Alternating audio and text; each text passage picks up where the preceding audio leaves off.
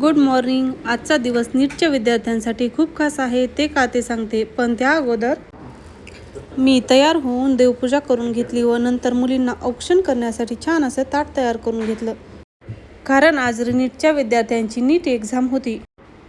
आपला स्वयंपाक हा सकाळी 9 वाजता तयार झाला होता. कारण ज्या मुलींचे सेंटर लांब आले आहे त्यांना लवकर जायचे होते. मुलांनाही सकाळी 9 वाजता डबे देण्यात आले होते. नाश्ता करण्यापेक्षा जेवण केलेले कधीही चांगले, त्यामुळे आम्ही जेवणाची तयारी केली होती. आजचा दिवस नीटच्या विद्यार्थ्यांसाठी खूप महत्त्वाचा होता.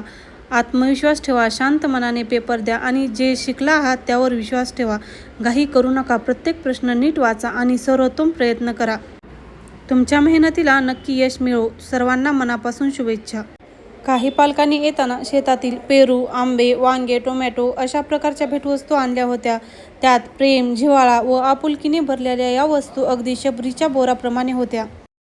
पालकांनी आणलेल्या ताज्या पेरूचा आस्वाद आम्ही घेतला. त्याची गोडी, रसाळ आणि ताजी चव सगळ्यांना खूप आवडली. काही पालकांनी त्यांना आपल्या हॉस्टेलमध्ये आलेले अनुभव सांगितले. मुलींना स्वच्छ, सुरक्षित आणि आनंदी वातावरण मिळाल्याची भावना व्यक्त केली. मुली घरी असल्यासारखे फील करत होत्या. मुलींच्या आनंदी चेहऱ्यात आणि पालकांच्या समाधानातच आमच्या हॉस्टेलचे यश आहे. पालकांच्या विश्वासाबद्दल मनपूर्वक धन्यवाद.